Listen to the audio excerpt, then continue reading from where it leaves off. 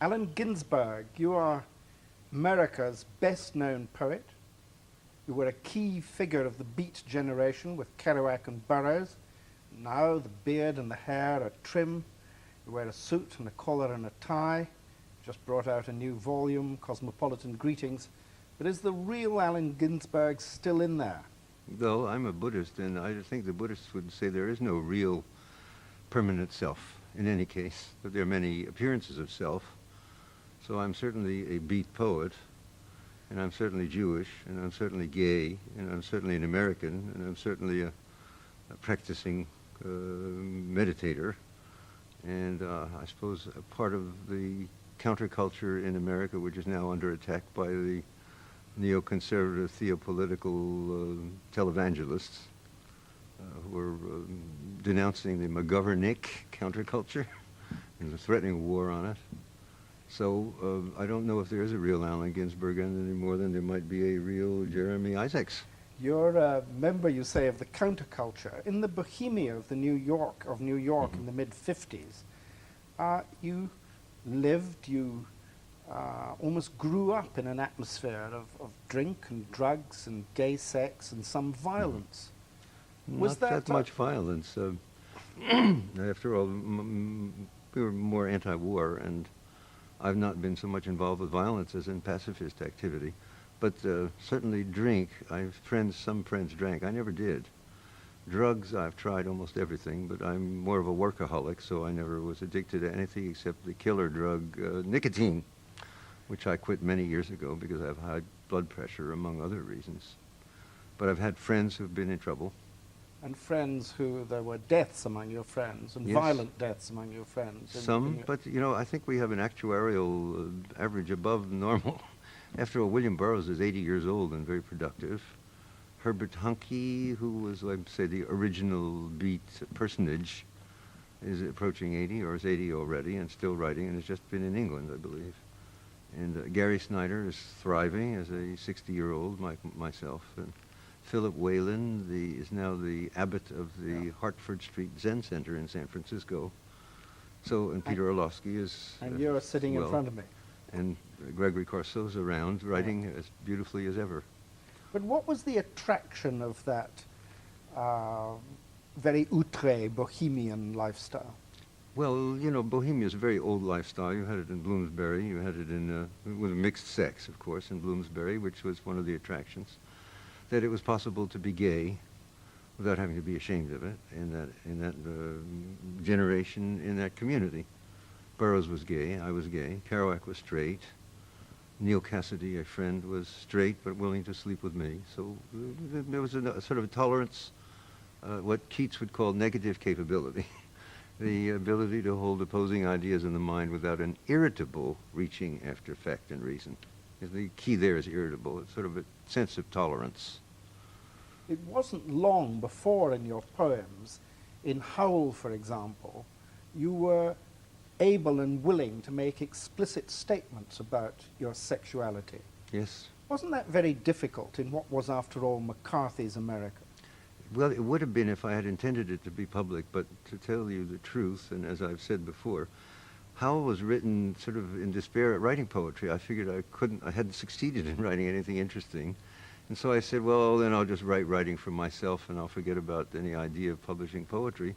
And so I started writing, I Saw the Best Minds of My Generation Destroyed My Madness, and I went on to catalog a series of almost grotesque, ironic, mocking, serious, sincere, trompe-l'oeil psychologically or mythological gossip that I'd heard of. And when it got to my own, got fucked in the ass by handsome sailors and screamed with joy rather than screamed with pain or agony, I realized how funny it was, but I knew that my father would not want to read that.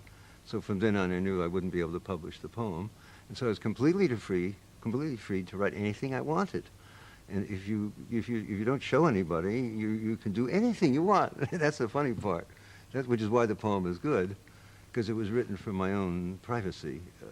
Later on, people saw the manuscript and liked it, and then I gave a reading in which I thought would be like a small, private, arty reading in a small art gallery. with other poets, Kerouac and Gary Snyder, among others. And everybody liked the poem, so I said, well, I guess it's all right then. But then I still was hesitant to publish it because of I didn't want my father to read the gay, explicit imagery. But finally I sent it to him. And he wrote me back a very interesting letter, he, Louis Ginsberg, being a poet, saying, this is a great poem full of energy and exuberance, but do you need all those blue words? So I explained to him, well, the way it passed through my head, and he got used to it. When it was published, it was prosecuted for obscenity. Yes, I was not there in San Francisco when the customs seized it, and then when the juvenile vice squad intruded on city lights and arrested the poet Ferlinghetti for publishing it. I was already in Tangier with Jack Kerouac and Peter Orlovsky and William Burroughs, helping type and assemble the manuscript of Naked Lunch.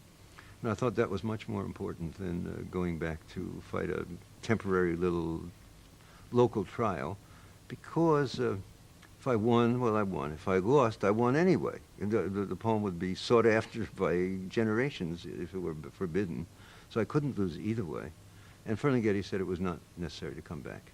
And in fact, a rather good judgment by the judge found for you. Yeah, legally, very interesting judgment. I don't know if they have that in England.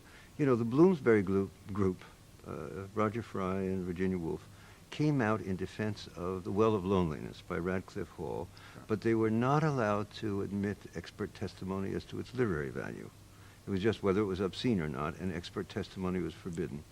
In the Howell decision, Judge Horne said that questions of literary merit or beauty and questions of social critique are protected by the Constitution, and that established a precedent legally.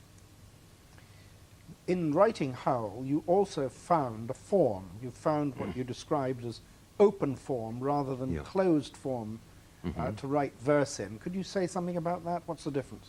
Well, it was a shift to cadences used idiomatically in ordinary speech. Some of that is in Zen, they speak of ordinary mind as the highest mind. So in a sense, highest mind. So in a sense, ordinary speech is the highest speech, and that there are phrases in idiomatic speech, vernacular speech, that penetrate in every direction aesthetically or intellectually, but are also commonly understood. Like the phrase, catch yourself thinking. Everybody knows what that means. And yet in esoteric Buddhism, it's the process of stopping your mind and observing the mind. In everyday barroom talk or pub talk, it might be, well, the other day I caught myself thinking of my mother-in-law. So it's a very good way of talking. It's something that Wordsworth proposed, a renovation of English diction 150 longer years ago, and that William Carlos Williams proposed in America, to break up the stanza and measure the spoken breath by breath stop, or measure the idea, or measure the length of the breath, or the or there would be equivalent to measure the length of the breath, or so you could have a relative measure, as William Carlos Williams, my mentor, called it. Was Howell an angry poem about America? I wouldn't say angry. There are certain aspects wrathful in judgment, but I'd say more exuberant, because the ultimate part is the peroration at the end. I'm with you in Rockland, where you're madder than I am, but I'm with you. It's a gesture of sympathy to a friend who is in trouble, basically, with a certain amount of anguish in it. The ultimate accusation really is Moloch, whose name is the mind. It isn't, out there, the all-devouring God that the destroyer God is not out there. It's our own imagination, as Blake pointed out. So Moloch, whose name is the mind, is hardly angry. That's a piece of wisdom teaching, actually, or something that I understood from Blake long ago. Have you seen the best minds of your generation destroyed? It's hyperbole. You just rattled off half a dozen of them who are still with us. Yes, but, it's hyperbole. There's a certain exaggeration there. I mean, the first verse originally went, I saw the best minds of my generation destroyed by madness, starving, mystical, naked. And I thought that was too sentimental. So I said starving, hysterical, naked. I did revise it that much to get some sense of distance and irony from it. You speak of the need for candor in writing and making the private world public. That's what the poet does. Is that right? Is that what you do? Yes, very consciously following the direction of my ultimate American mentor, Walt Whitman, who in 1855, early edition of Leaves of Grass, said that he hoped that American poets would develop in the direction of candor, kind of inadvertent, manipulative frankness, like spontaneous frankness. To what degree was Whitman able, as you were, to be candid about his homosexuality? Well, you know, it's amazing if you read the Calamus sections of Leaves of Grass, or even his Old Age Echoes, where he has to talk about his constipation. He was quite candid about his emotions. He wasn't candid about his physical loves, if he had any, although I slept with Neil Cassidy, who slept with the Gavin Arthur, the grandson of President Chester Arthur, who had slept with Edward Carpenter, who said that Edward Carpenter told him he had slept with Walt Whitman. So there's some kind of lineage of gossip there. But I don't think Whitman was able to proclaim the physical love in his poems, but he certainly proclaimed the emotional attachment in the Calamus sections. In Kaddish, you mourn for your mother. Yeah. Tell me about her. Well, my mother was a refugee from Russia in 1905. When she was about 8 years old, she came to America and had nervous breakdowns almost immediately. Married my father, who was born here of Russian parents. And then in the 30s, I remember visiting her in Sanitaria, where they had cricket played on the lawn. Not cricket, but the little mallets and balls going Croquet. through hoops. Yeah, croquet. Yeah. And as I grew up, I had to take care of her on and off, as my father was teaching in college. So when I was 9, 10, 12, 13, I visited her by myself in mental hospitals, which were grimy, huge, drab prisons in those days, where she'd had shock treatment, insulin and metrazole, and lobotomy and electroshock. You actually signed the forms for her lobotomy, Yes, is that right? I was told later, when I was then 26 or so, that the doctor told me that she was in a state of such paroxysm and high blood pressure and anguish, banging her head literally against the wall, bloody, that if I didn't, they didn't take action, for which I'd had to sign, she might have a stroke. And rather naively believing what they had to say, I signed. So I've always felt enormous guilt and, but, you know, uncertainty about it. What was the effect on you on living with a mother who was mad? Well, it gave me a great sort of tolerance for eccentric behavior, certainly, and a kind of understanding of the varieties of suffering that people can go through, a variety of suffering she went through. I mean, she was called mad, but, you know, there were physiological concomitants, like she had a thing called hyperesthesia, where any sound, at one point, I remember, she'd lay in a darkened room, and any sound, any noise was painful physically. You know, like too much stimulation actually had some effect on raw nerves, maybe some, I've heard of it since, as there is synesthesia or cryptesthesia or dysesthesia, which I have, which is feeling lack in the foot soles because of diabetes. So I actually had to take care of her and had to deal with her irrationality, and sort of as a kid not knowing whether it was irrational or real, but having to negotiate it diplomatically. So it gave me a kind of, well, I would say an armoring. Difficult to get too pained. On the other hand, the lack love, or the need for strong motherly affection, remained intact in the heart, I think, and never does disappear. So there's always this longing for a feminine bliss, at the same time fear of it, and so I'm gay in a sense. In her sane episodes, she was a woman of very strong political opinions. She claimed to be the secretary of the Paterson, New Jersey Communist Party cell.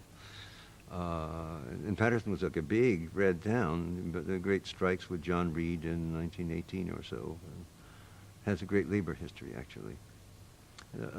One interesting thing is that J. Edgar Hoover, who was a closet queen, destroyed the labor unions in America because they were originally formed by left-wing pinkos with political ambition, to form a left in America. And in the destruction of the labor unions, the protected mafia protected by the FBI, of which Hoover was the head, moved into the vacuum when they purged all the unions of left-wing organizers that had started the unions. And that's why we have no labor or socialist party in America, where we have no left in America. We have the middle and the right now. You also spent some time in your life in mental hospitals. Yes, 1948, I think. Well, I'd had something like a visionary experience, or a hallucinatory experience, of hearing William Blake's voice reading The Sunflower, and The Sick Rose, and The Little Girl Lost. And something opened up in space for me. I don't know what it was, maybe ordinary mind. But I suddenly realized the endlessness of the skies and the exquisite work in the building sides and cornices of New York apartment houses. That maybe 50 years ago, Italian workmen had labored with intelligence to make all the scroll work and copper work on the roof combs. And then, so that kind of confused me as what I had seen, and I had no terms to think of it except Christian terms or Jewish terms, but monotheistic terms. I hadn't had any experience with the empty mind idea or Satori idea of Buddhism, and so I was quite confused about what was real and what was unreal. As Bob Dylan says, the princess and the prince discuss what's real and what is not. So I wound up with a group of friends who were robbers, and got busted with them, and it was a question of going to jail or going to the madhouse, as polite students do these days. Tell me about the Blake experience, because that was a big thing. What happened? Well, I just tried to give you a thumbnail sketch, but I don't know. It's sort of like an albatross. It was an ancient mariner, and he stopped with one of three.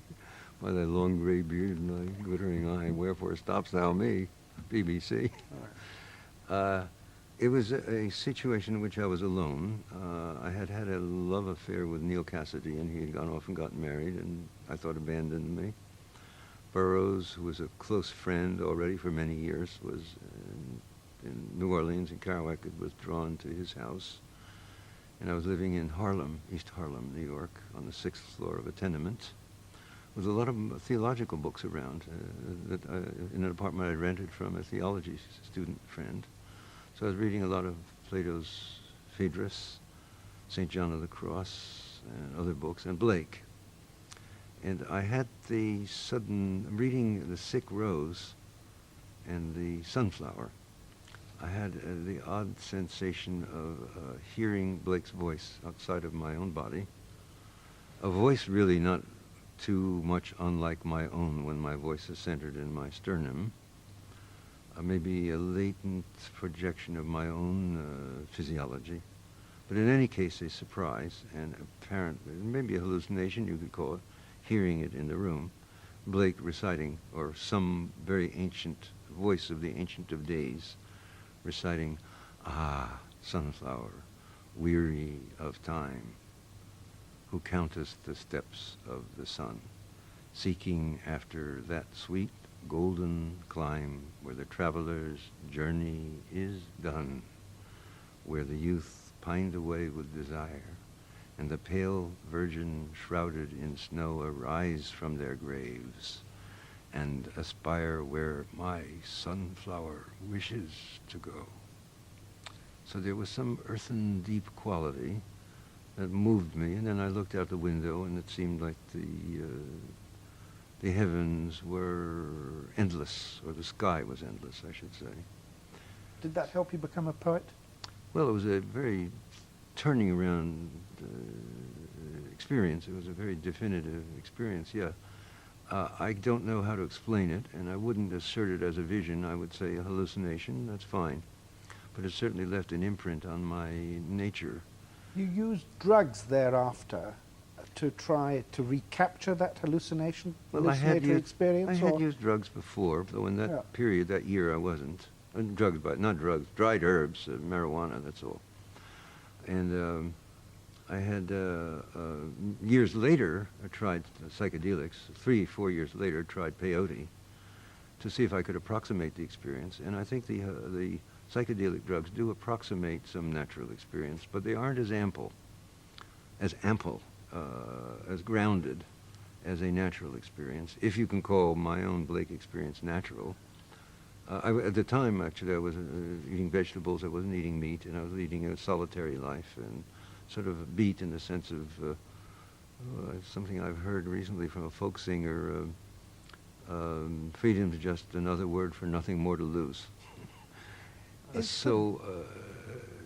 My heart was open, in a sense, at the time. Is the value of such an experience, which you must have sought over and over again with the different drugs that you used, is it the experience worthwhile in itself, or does it permanently help you to perceive an expanded universe?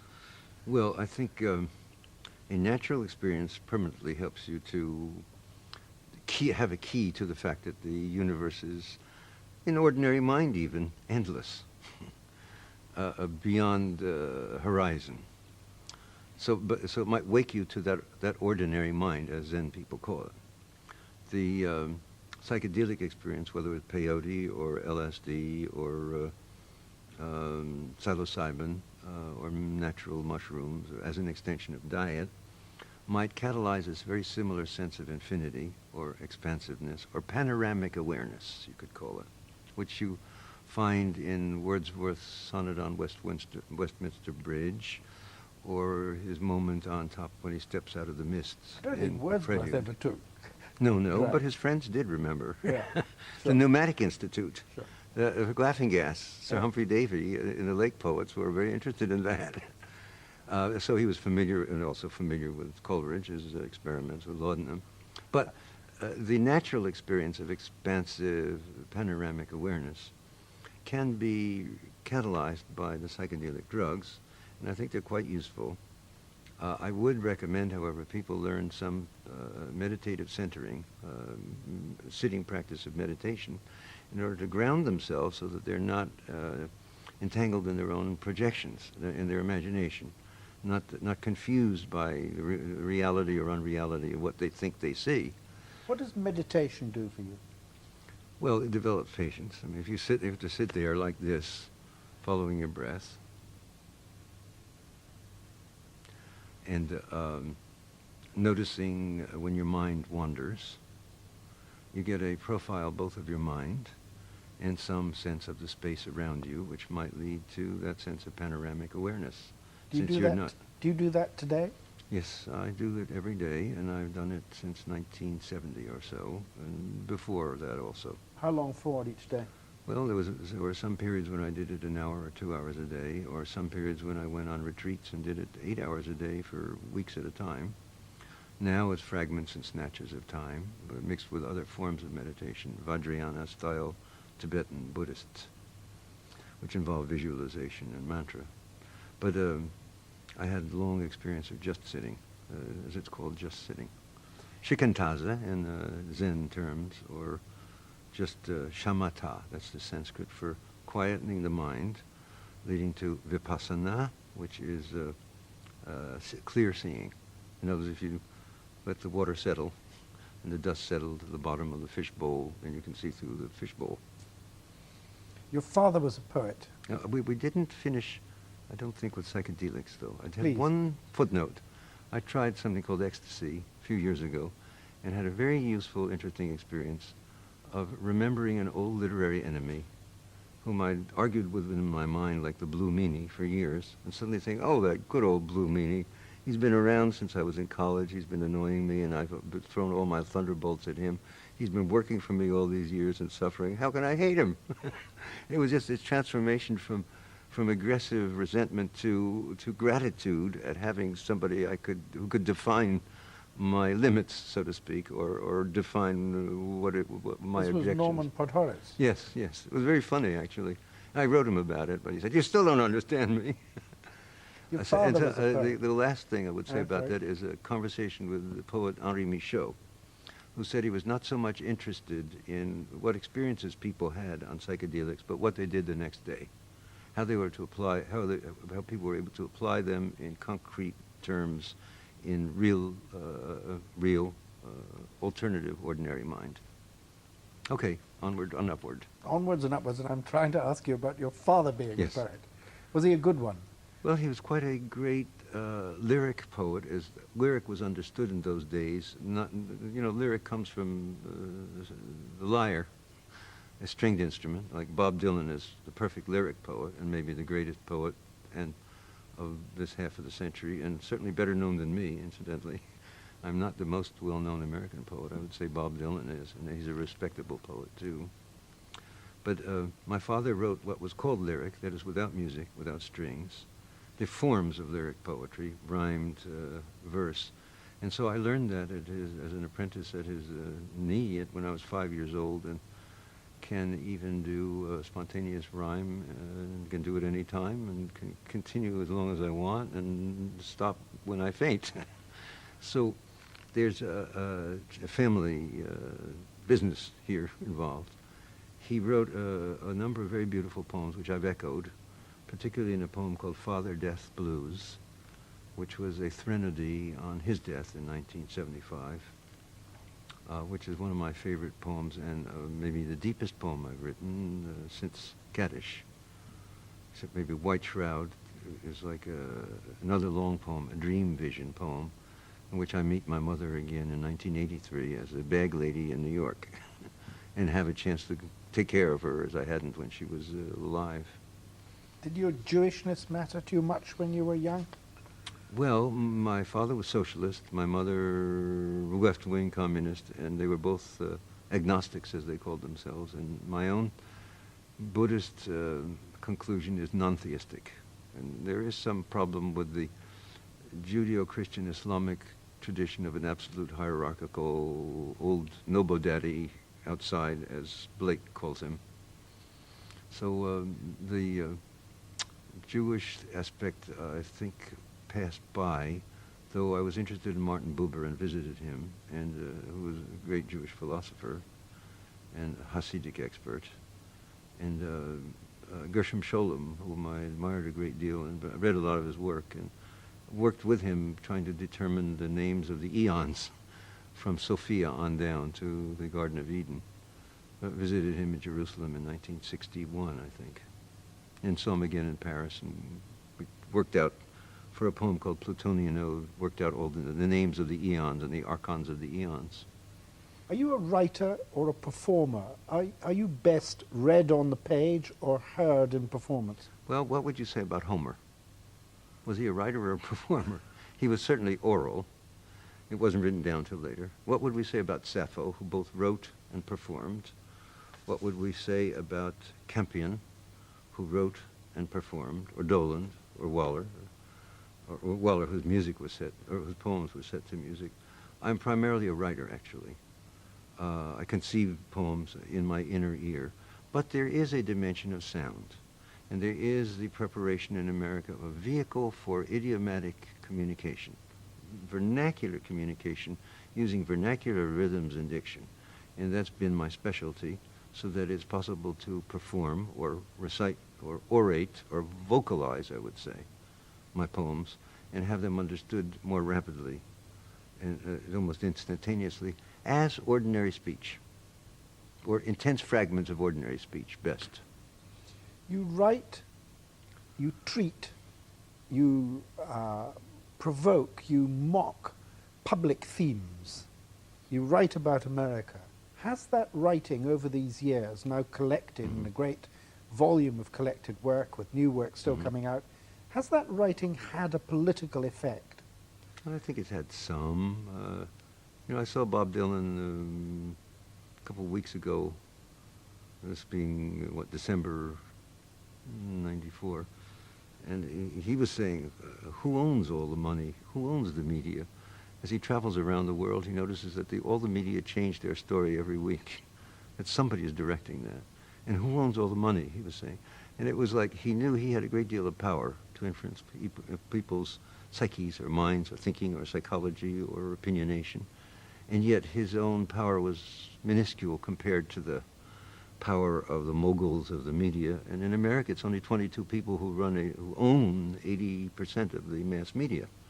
So that it would be very difficult for a poem or a poet to overcome that barrage of bullshit. On the other hand, poetry is the only place where you get an individual person telling his subjective truth, what he really thinks, as distinct from what he wants people to think he thinks, like a politician or someone preparing an editorial in a dignified newspaper. So if you need the historical truth of what people think inside, you have to follow Shelley and his admonition that poets are the unacknowledged legislators of the race. Or what Carlos Williams said more acutely was, the government is of words. After all the people making political speeches, they're writing prose, if not poetry, and they're trying to get a little flowery language in there. But the language is shifty, and the language is manipulative. And people who are advertising or even doing ordinary mass media are still inhibited and can't say what they really think. But the poet can say what he really thinks authentically. And that's the advantage, and it's longer lasting than the immediate radio broadcast or television broadcast, because poem is like a radio that can broadcast continuously for thousands of years. So in the long run, it may have an ameliorating effect on the spirit. Would the life that you lived in the 50s and 60s and 70s... Same life I'm leading now, not much different. Has AIDS affected that life? Yes, I have to use a condom now. Not that I can get it up to penetrate anybody, because I'm getting 68 and have diabetes, so I'm relatively impotent. So I don't personally need one, but if anybody wants to amuse me, they'd better use a condom. Who was the love of your life? Well, a number of people, actually. Many crushes, and I have one a day, doesn't everybody? But Peter Orlovsky, I've lived with, and been related to since 1954. So that's, what is that now, 40 years. And I saw him the day before I left from America to France, actually, a few weeks ago. I had an old boyfriend, or love, that I never slept with as a student, and I still cherish his memory, and we're old friends now. I was in love with Kerouac. I think sexually the most interesting and emotionally turbulent and painful, pleasurable was Neil Cassidy, with whom I had sort of a funny affair that lasted 20 years, on and off in bed, naked. So I've had a very fortunate life, actually, in that sense of any fantasy, naive fantasy I had as an adolescent was somewhat satisfied. As you get older, what do you most fear? Oh, I think cancer of the rectum, maybe. That is the pain of... Well, I have a one-line poem. Get used to your body. Forget you were born. Suddenly you've got to get out. So the exit from the body, whatever pain there is in that, might be fearful. Just the physical pain, as I'm a coward, basically. Maybe everybody is, but I'm certainly a coward there. I have very good Tibetan Buddhist teachers who've given me doctrines on how to leave the body or how to approach death. Very interesting conversations with them, and there's a certain stability in that view. But I'm just a flesh and bones with the high blood pressure and the weak heart and some problems with my kidneys. Both Bob Dylan and Jack Kerouac described you, I think, as a con man extraordinaire. What did they mean? Oh, maybe they were projecting their own goofiness on me. With Dylan, it's a reference to the trickster hero. I remember last time I saw Dylan was, he asked me about Blake, next to the last time I saw him. He said, do you know the poem that begins, I asked a thief to steal me a peach? And I continued, holy and meek he cries, I asked a lithe lady to lie her down. She turned up her eyes. As soon as I went, along came a thief, and twixt earnest and joke, stole a peach from the tree, and without one word spoke, still as a maid, enjoyed the lady.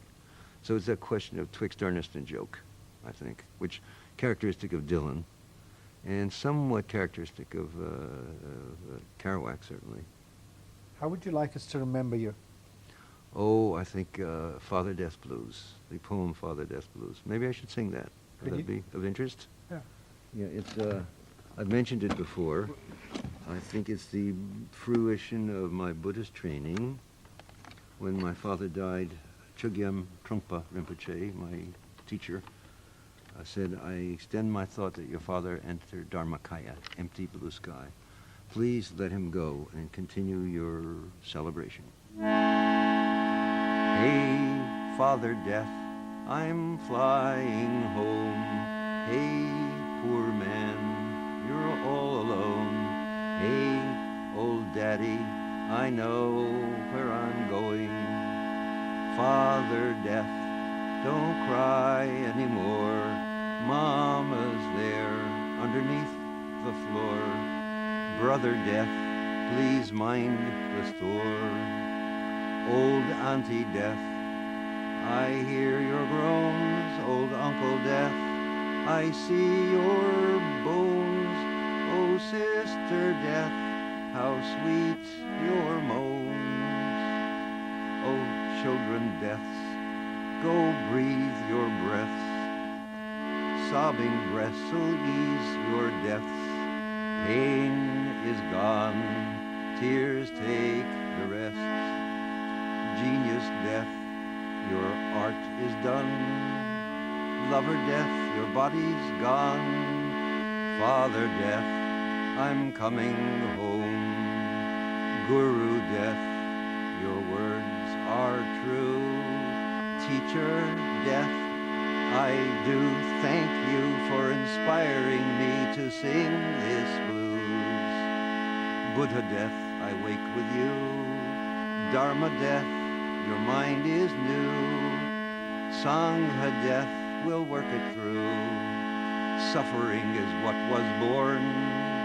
Ignorance made me forlorn. Tearful truths I cannot scorn. Fathered breath, once more farewell. Birth you gave was no thing ill. My heart is still, as time will tell.